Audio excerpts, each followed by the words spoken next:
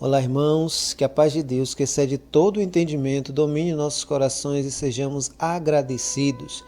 Eu me chamo Pastor Luciano Novaes Cardoso e quero mais uma vez compartilhar com você de uma porção da Palavra de Deus. Abra sua Bíblia, por favor, no Salmo de número 1.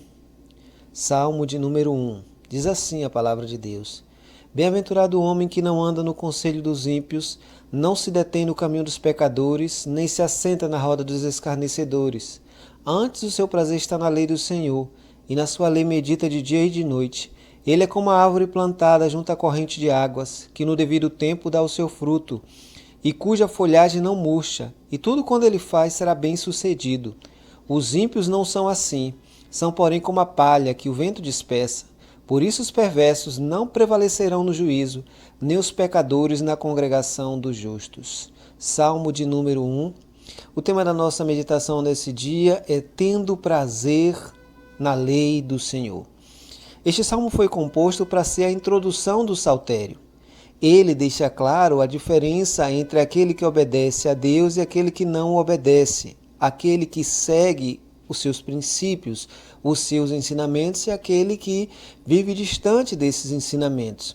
É um salmo sapiencial, um salmo de sabedoria, que evidencia a atitude que será exigida na sequência deste livro.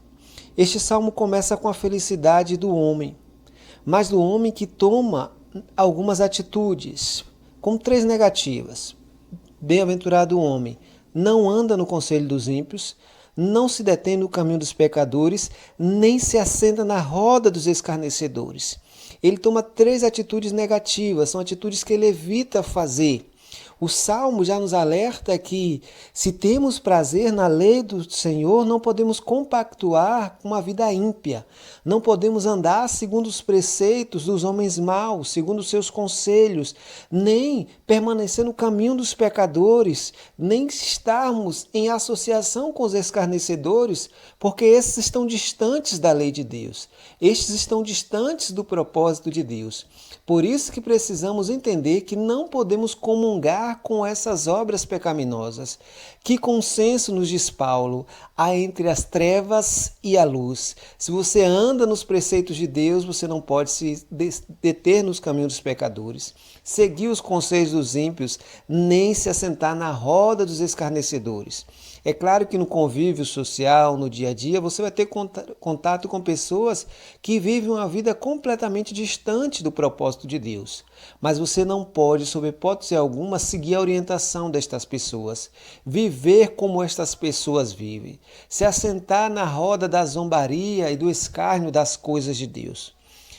A segunda atitude que este salmo nos ensina e nos exorta a ter é que você não faz uma série de coisas, mas uma atitude você precisa tomar.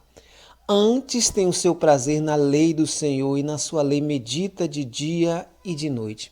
Você tem tido prazer na palavra de Deus, em meditar nas coisas de Deus? Sua vida devocional está em dia? O seu altar está apto para a adoração?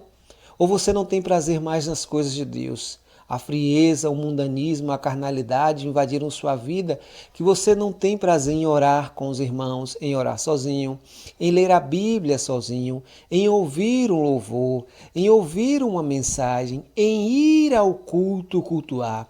Se você está nessa situação, clame a misericórdia de Deus imediatamente, porque tudo isso é sinal de frieza espiritual. Você precisa entender que aquele que quer viver segundo o propósito de Deus precisa meditar na sua lei, na sua palavra. A Bíblia é a palavra de Deus que nos santifica, que nos orienta. É nela que está expressa a vontade de Deus e em nenhum outro local. Este homem que tem prazer na lei do Senhor, ele tem destino diferente dos ímpios. Diz assim o texto: Este homem é como a árvore plantada junto à corrente de águas, que no devido tempo dá o seu fruto e cuja folhagem não murcha. Tudo quando ele faz, ele será bem sucedido, ele prosperará, porque ele segue o conselho de Deus. Mas os ímpios não são assim, são como a palha que o vento dispersa. Por isso os perversos não prevalecerão no juízo, nem os pecadores na congregação dos justos. Justos e ímpios possuem caminhos e finais diferentes. O justo prospera segundo Deus. O justo vê o fruto do seu trabalho no tempo devido. Suas folhas não caem, pelo contrário, porque há nutrientes, há alimento constante. Ele está plantado junto à corrente de águas, dá o seu fruto na estação própria, porque tudo tem o seu tempo diante de Deus. Haverá sucesso nas coisas que ele faz, porque ele segue o conselho de Deus e não do homem. Ele segue a orientação de Deus e não do homem. Os ímpios não são assim. São como a palha, o vento espalha. Por isso que eles não prevalecerão no juízo, nem na congregação dos justos. Nós precisamos sempre entender, por mais que pareça que os ímpios prosperam neste mundo, que os ímpios têm sucesso neste mundo, precisamos entender que o final do ímpio é diferente do justo. O final do ímpio é o inferno, o final do justo é a glória eterna. Por mais que estejamos nessa existência e que muitas vezes esses caminhos pareçam estar lado a lado um do outro, o final mostrará a diferença para todos nós. Que nesse dia possamos ter prazer na lei de Deus. Que Deus nos abençoe no santo nome de Jesus.